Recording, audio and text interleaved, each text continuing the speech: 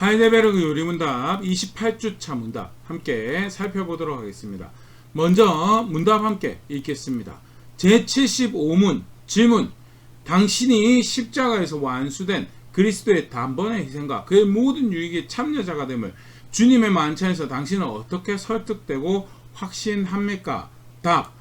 이런 방식입니다. 그리스도가 나와 모든 성도에게 자신을 기념하여 뗀 떡을 먹고 잔을 마시라고 명하시며 다음의 약속들을 덧붙이셨습니다. 첫째, 내가 내 눈으로 나를 위해 찢어진 주의 떡과 나에게 전달된 잔을 보듯이 확실하게 그의 몸이 나를 위해 십자가에서 바쳐졌고 찢어졌으며 그의 피가 나를 위해 흘러졌다는 것입니다. 다음으로 내가 그리스도의 몸과 피에 대한 분명한 표식으로 주의 떡과 잔을 목사의 손으로부터 받아 입으로 맛보는 것처럼 틀림없이 그분은 자신의 십자가에 못 박힌 몸과 흘린 피로 나의 생명이 영생에 이르도록 먹이고 가르치신다는 것입니다. 제76문 질문. 십자가에 못 박힌 그리스도의 몸을 먹고 흘린 피를 마신다는 것은 무슨 뜻입니까? 답. 그것은 그리스도의 모든 고난과 죽음을 믿는 마음으로 받아들이고 그것에 의해 죄의 용서와 영생을 얻는다는 것입니다. 나아가 그리스도와 함께 하시며 우리에게 거하시는 성령에게 그의 복된 몸에 점점 더 연합된다는 것입니다. 그래서 비록 그리스도는 하늘에 우리는 땅에 있어도 우리는 그의 살 중에 살이요 그의 뼈 중에 뼈이고 한 몸의 지체들이 한 영혼에 의해 다스려지듯이 우리는 한 성령에서 영원히 살고 다스려집니다. 제77문 질문. 그리스도는 성도들이 뗀 떡을 먹고 잔을 마시는 것처럼 확실하게 그의 몸과 피로 성도들을 먹이고 기르신다는 것을 어디서 약속하셨습니까? 답. 다음과 같이 표현된 성찬의 제정에서입니다.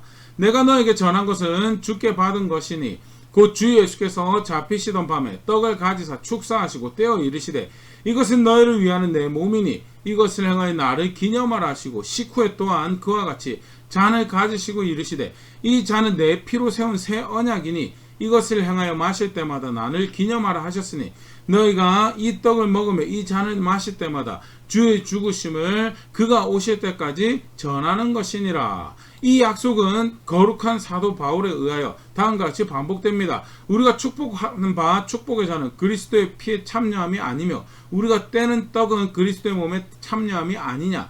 떡이 하나요 많은 우리가 한 몸이니 이는 우리가 다 한 떡에 참여함이라. 성찬에 관련해서 성경에서 가르치는 말을 간략하게 요약하여서 가르치고 있는 문답 함께 우리가 읽어봤는데요. 오늘 지난 시간 침례에 이어서 예수께서 제정하신 또 다른 대표적인 성례죠. 성찬 함께 성경에서 가르치는 바에 대해서 함께 살펴보고 점검해 보도록 하겠습니다.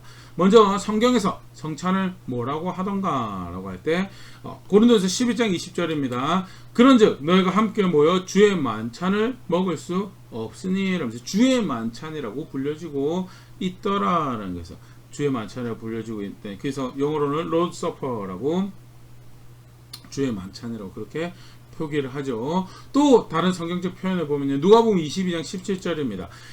이에 잔을 받으사 감사기도 하시고 이르시되 이것을 갖다가 너희끼리 나누라 하면서 성찬을 처음 제정하시던 장면에서 예수께서 이거 관련해서 감사를 드렸던 모습에서 감사의 예식이다, 감사의 의식이다 라는 그런 의미, 그런 이름을 가지고 있고요. 영어로 그걸 유카리스트라고 그렇게 표현을 하죠. 또 다른 한 이름은요 참여의 의식이라고 불려지는 고린도전서 10장 16절입니다. 우리가 축복하는 바 축복의 잔은 그리스도의 피에 참여함이 아니며 우리가 떼는 떡은 그리스도의 몸에 참여함이 아니냐라면서요. 우리가 성찬을 통해서 신앙 고백을 하고 그 예식을 하는 걸 통해서 그의 피에 참여하고 그의 몸에 참여한다라는 것을 고백하는 것, 참여의 의미를 가지고 있는 예식이다라는 것. 그런 측면에서 영어로는 커뮤니언이라고 불려지기도 하는데요.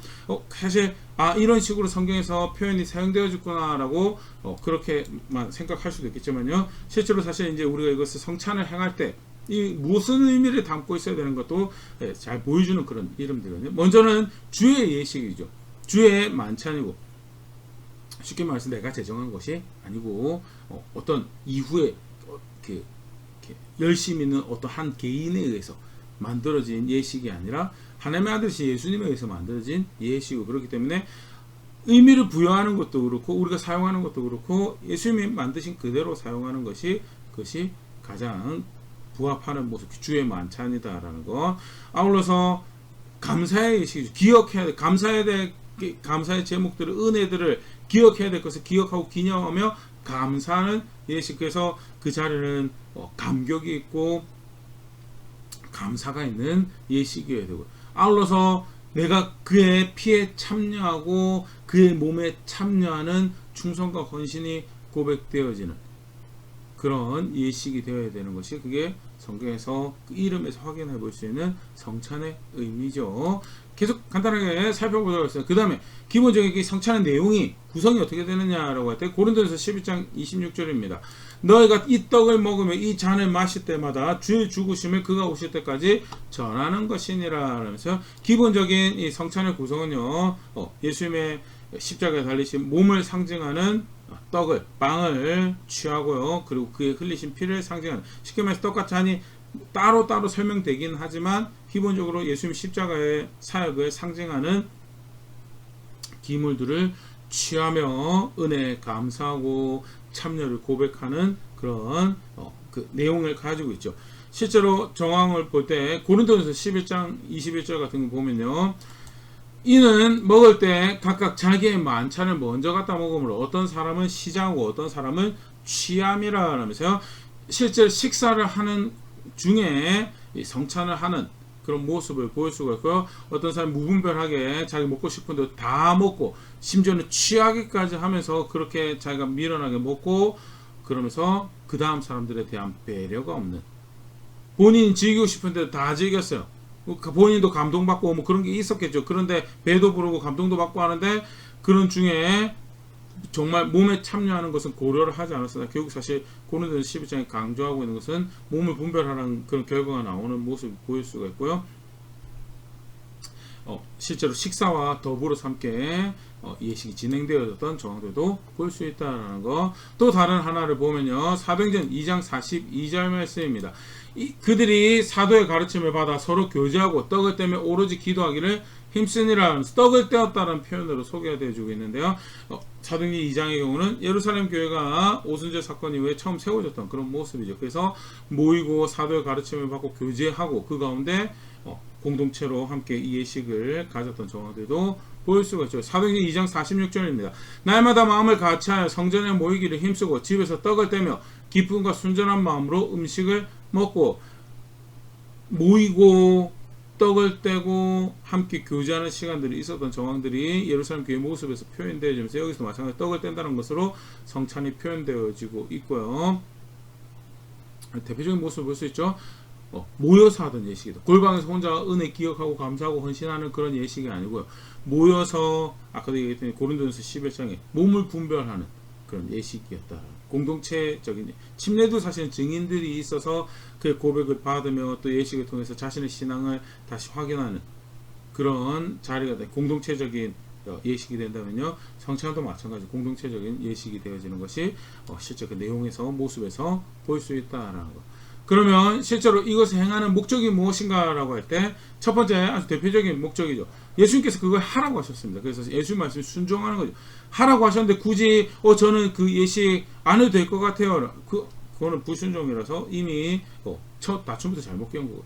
누가복음 22장 19절입니다. 처음 제정하실 때의 말씀인데요. 또 떡을 가져 감사기도 하시고 떼어 그들에게 주시며 이르시되 이것은 너를 위하여 주는 내 몸이라. 너희가 이를 행하여 나를 기념하라 하시고, 이를 행하여 나를 기념하라 라고 명령으로 주신 말씀이 있죠. 20절 저녁 먹은 후에 잔도 이와 같이 하여 이르시되 이 잔은 내 피로 세우는 새 언약이니 곧 너희를 위하여 붓는 것이라 라면서요, 처음 성찬을 제정하시면서 이를 행하여 나를 기념하라 라고 주신 명령이 있고, 그 명령에 순종하는 것이 첫 번째 이 성찬을 하는 목적이죠.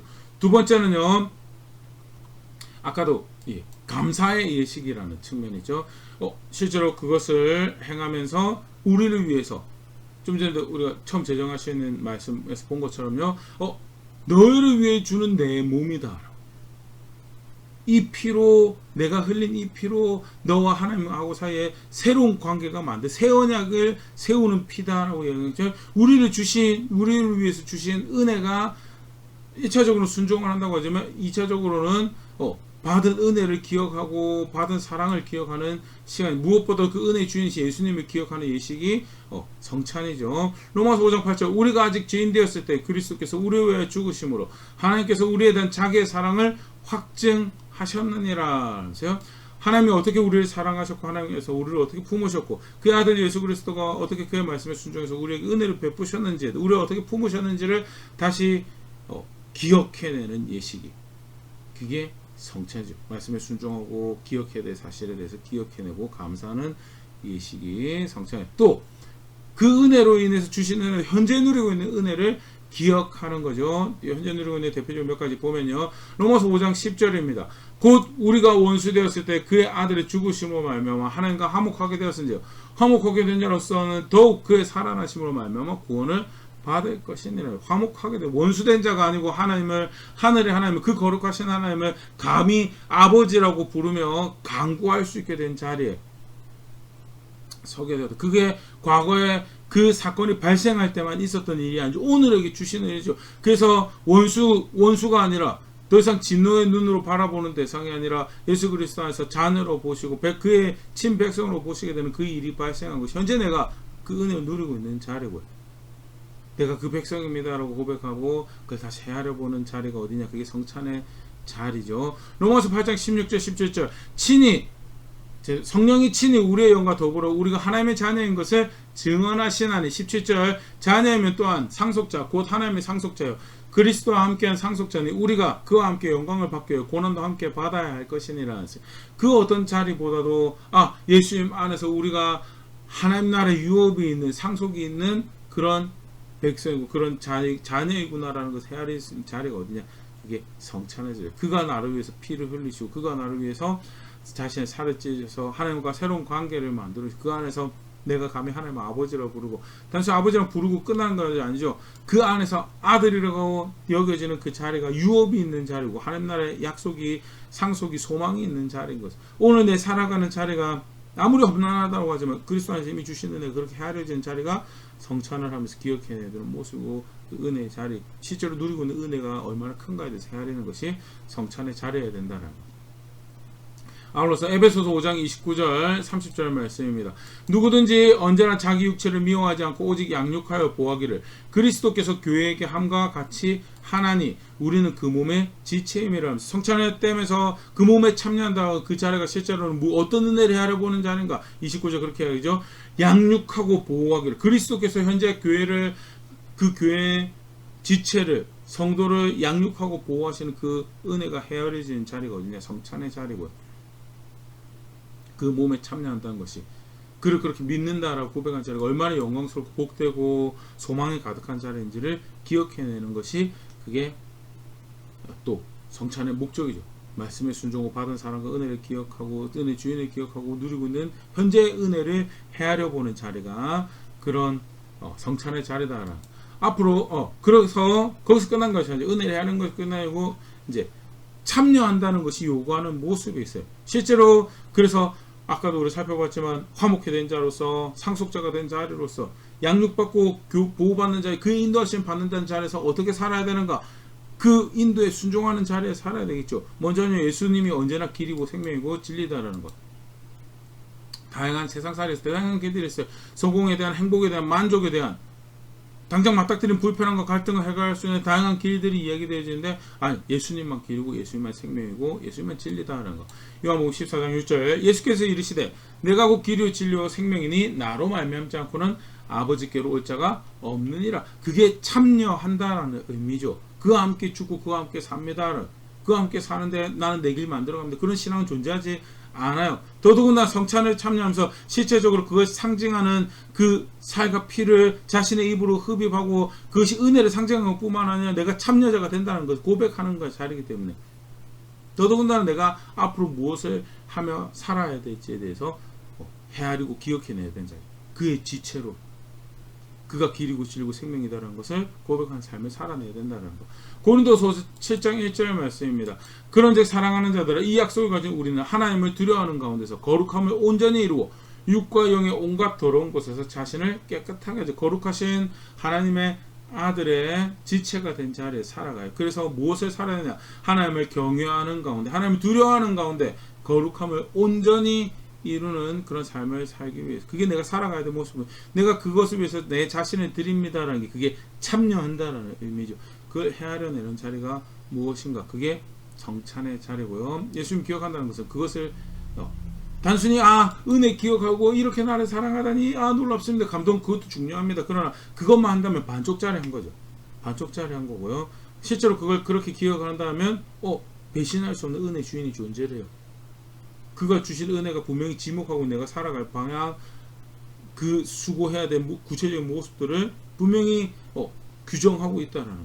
실제로 그래서 어떻게 살아야 될지를 고백하는, 내가 이렇게 충성과 헌신을 사랑을 드리겠습니다라고 다시 재헌신하는 자리가 어디냐? 이게 성찬의 자리죠. 히브리서 12장 2절 3절 대표적으로 또 살아가는 모습이죠. 믿음의 주여 또 온전하게 하신 이인 예수를 바라보자.